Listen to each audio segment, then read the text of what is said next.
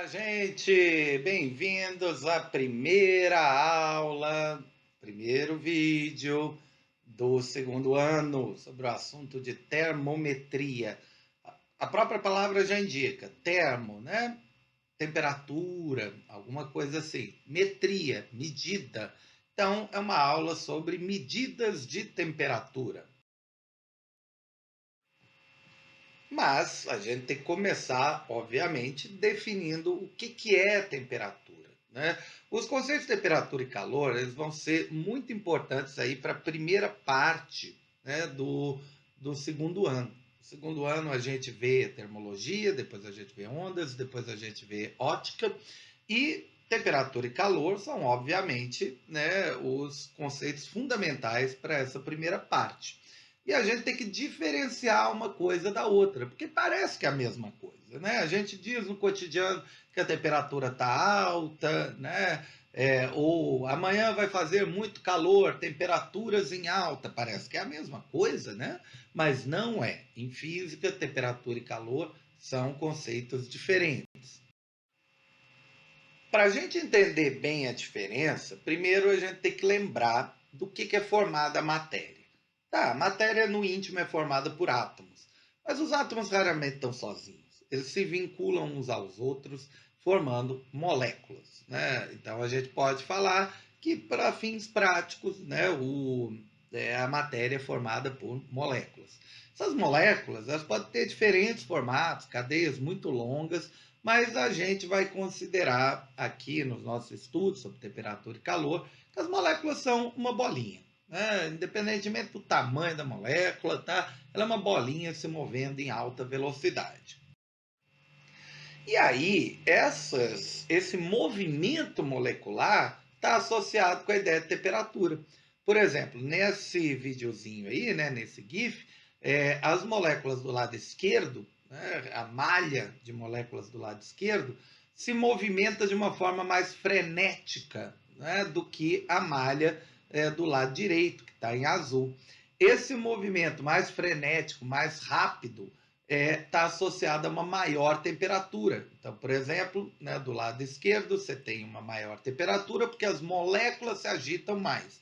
E do lado direito você tem uma baixa temperatura ou uma menor temperatura porque as moléculas se agitam menos.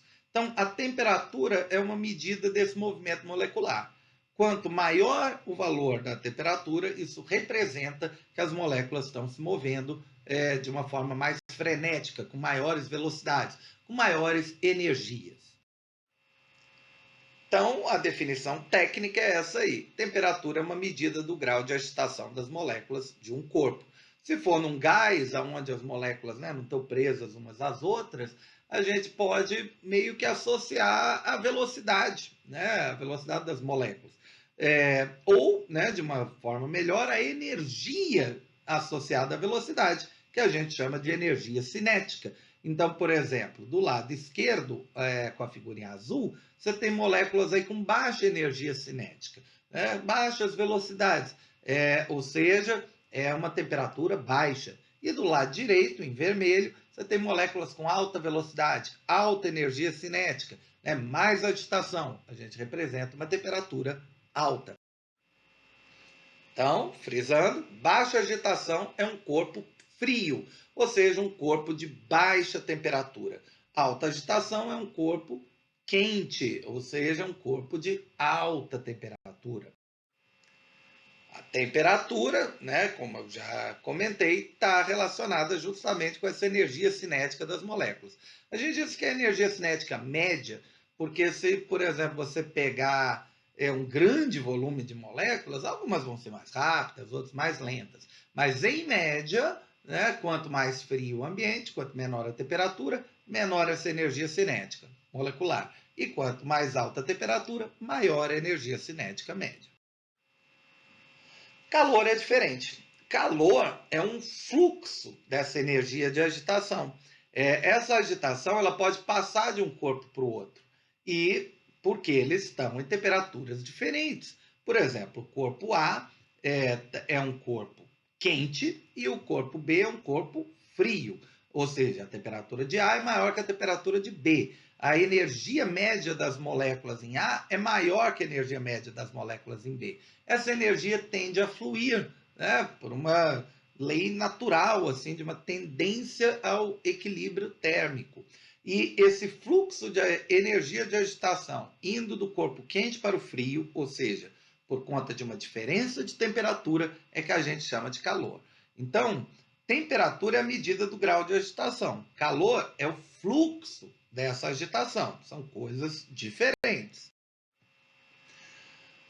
A gente vai ver aí ao longo do semestre, né? Na verdade, não é o semestre inteiro vendo termologia, tá, gente?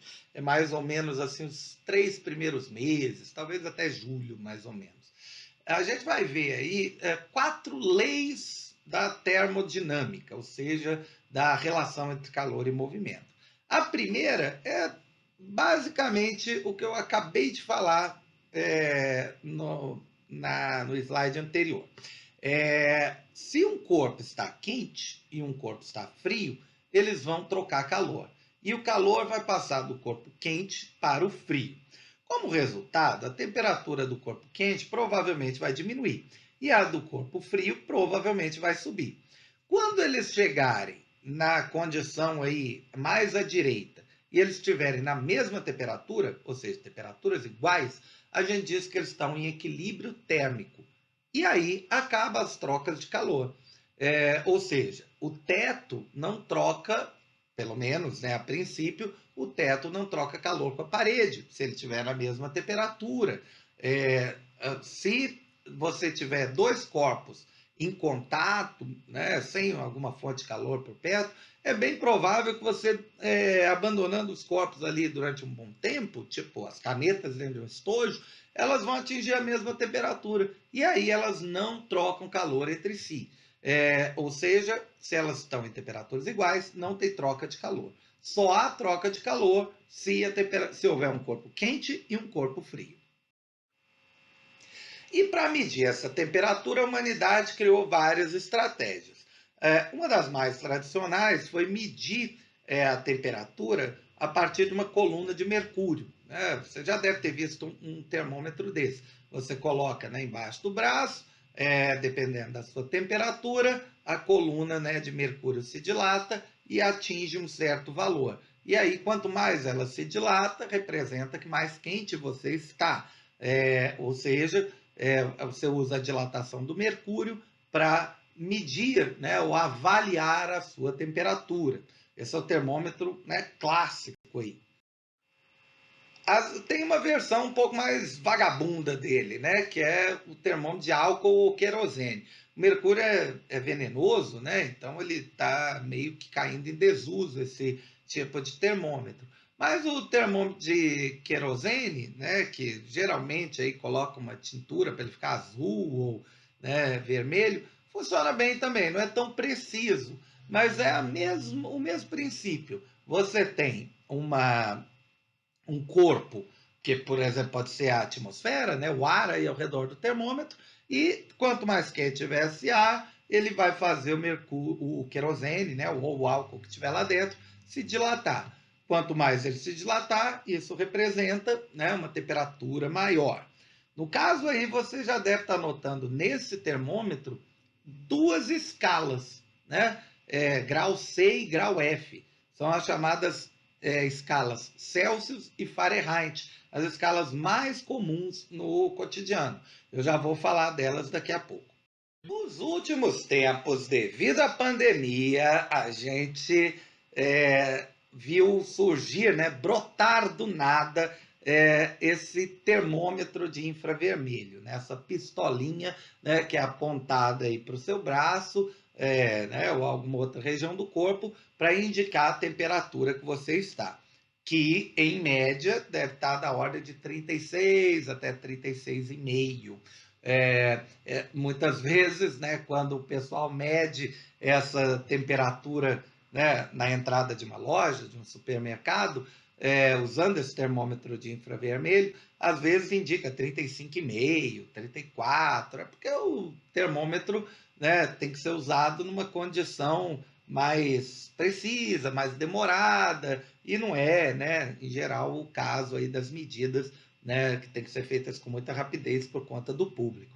O princípio desse termômetro é diferente. Ele detecta a radiação infravermelha que, por exemplo, seu corpo emite, e a partir da frequência dessa radiação, ele avalia a sua temperatura. É um método bem mais sofisticado, né? Mas também bem mais preciso do que o termômetro de mercúrio. Com a vantagem de que ele é bem mais rápido e evita contato, né? O que é importante no caso, né, da pandemia.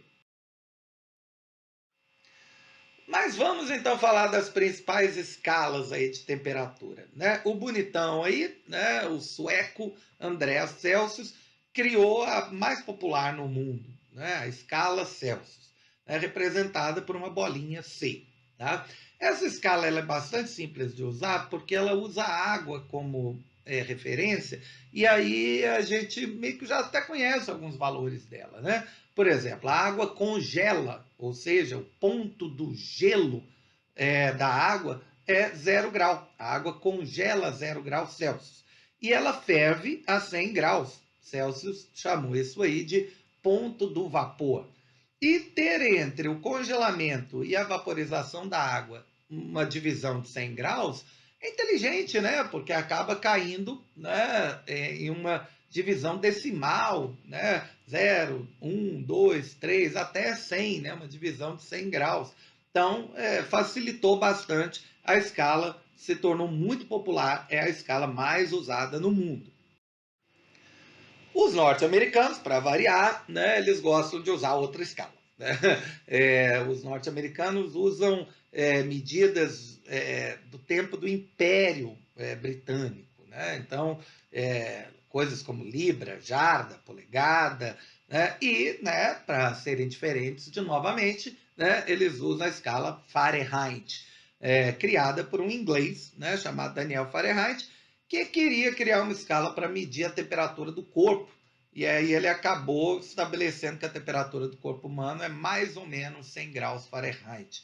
Isso cria uma escala super complicada, onde a água congela a 32 Fahrenheit e evapora a 212 Fahrenheit. Repare, são 180 graus. Onde veio 180? 212 menos 32. Pô, 180 divisões, né, entre congelar a água e vaporizar. Fica uma escala muito confusa, mas, né, quando você se acostuma com ela, não é tão estranha assim. Mas é uma escala que, no fundo, já deveria ter sido abandonada, mas fica aí como uma curiosidade. E ainda há uma terceira escala muito importante, que é a escala Kelvin, ou escala absoluta, que foi desenvolvida por este indivíduo, Lord Kelvin. O nome original era William Thompson, mas ele ganhou esse título de nobreza, Lord Kelvin. E Kelvin fez experimentos com gases, tentando descobrir qual seria a menor temperatura possível. Ele, obviamente, não chegou nela. Fez lá no século XIX, né? Mas ele descobriu que era uma temperatura inatingível. E a partir desses estudos dele, ele criou uma escala que está sempre 273 graus à frente da escala Celsius. Então, o ponto do gelo, né, que é 0 graus Celsius, é 273 Kelvin. E o ponto do vapor, que é 100, eu somo 273, dá 373 Kelvin. Daqui a pouco eu explico, né, por que desse 273. Na verdade, né, vamos explicar logo, né, a pessoa cria a própria aula e esquece, né, do que queria falar.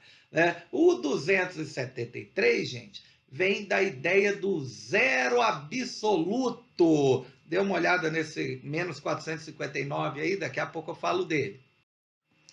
Zero absoluto é justamente a temperatura que o Kelvin queria atingir. Ele queria descobrir qual era a temperatura mais baixa que poderia ocorrer. Ele fez alguns experimentos mostrando que conforme a pressão de um gás ia caindo, a temperatura ia baixando também. E aí ele estimou que quando a pressão caísse a zero, ou seja, quando as moléculas parassem de se mover, zero de agitação térmica, teria sido atingida a menor temperatura do universo. Nas contas dele, deu menos 273 graus Celsius. Hoje em dia é menos 273,15, mas vai lá. Menos 273 graus Celsius. Esse valor ele chamou de zero Kelvin, porque zero horas, zero de agitação. O resultado é que todas as temperaturas em Kelvin são 273 graus à frente de Celsius. Né? Você vai somar 273 com o valor em Celsius para chegar em Kelvin. O menos 459 que você viu lá na imagem anterior é o zero absoluto em Fahrenheit. Por falar nisso, vamos pegar aí e colocar esses 3 termômetros para dar uma analisada. A gente tem a escala Celsius, que vai de 0 a 100, 100 divisões, ou em espanhol, 100 divisiones, né? De 0 a 100, ela vai do ponto do gelo até o ponto do vapor. Em Fahrenheit são 180 divisões, vai do 32, né? O gelo congela a 32 Fahrenheit, é a mesma coisa que dizer que congela a 0 graus Celsius, é a mesma temperatura, só representada, né, em unidades diferentes. É como falar que, né, minha altura é 1,80 m ou 180 centímetros. É a mesma coisa, né? Tá só representada, né, em unidades diferentes. Então, 0 graus Celsius corresponde a 32 e os 100 graus Celsius a 212 Fahrenheit. 180 divisões. Já na escala Kelvin, né, vai de 273 a 373, são também 100 divisões. É uma escala também mais fácil de usar, apesar, né, desse número estranho aí, né, 273. E como é que a gente converte de uma para outra? Hoje em dia, a gente é só digitar no Google, né? Vamos combinar, né? Você digita lá 77 Fahrenheit em Celsius, pronto, já aparece, né? Mas é claro, né, que para a gente, né, fazer exercícios, treinar a cabeça, né, mostrar que somos mais do que um simples operador de smartphone, tem maneiras, né, de transformar de Fahrenheit para Celsius. Tá? Por exemplo, se você tiver o valor em Celsius, né, que é representado pela letra C, para transformar para Fahrenheit, basta multiplicar por 1,8 e somar 32. Um exemplo, 10 graus Celsius, eu multiplico 1,8 vezes 10, dá 18. Somando 32, 18 mais 32, 50 Fahrenheit. Pode olhar aí no termômetro do lado que o 10, né, à direita, está ali na linha dos 50, né? Que não está escrito, mas está entre o 40 e os 60, né, Fahrenheit, na linha da esquerda. Então, é fácil fazer a conversão. E como é que converte Fahrenheit para Celsius? Usa a mesma fórmula, né? Só que aí você vai ter que isolar o C. A fórmula aí já está isolada o F. Mas é possível isolar o C, né, gente? Isso é uma equação de primeiro grau. A gente acredita, né, que vocês são capazes. Mas nos exercícios eu explico melhor como usar.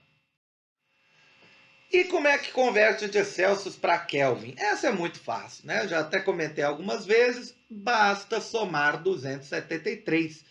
Então, o zero absoluto em Celsius, menos 273. Soma mais 273, vai dar 0 Kelvin. 0 graus Celsius, soma 273, vai dar 273 Kelvin. 20 graus Celsius, 20 mais 273, 293 Kelvin. Beleza, né? E claro, né, se eu quiser converter de Kelvin para Celsius, eu tiro, né, 273, subtraio 273. É bastante simples aí de fazer também. Então agora eu vou fazer alguns exercícios da primeira lista, né, só para a gente pegar aí a ideia de como usar essas duas equações. Grande abraço, beijos a todos, tchau!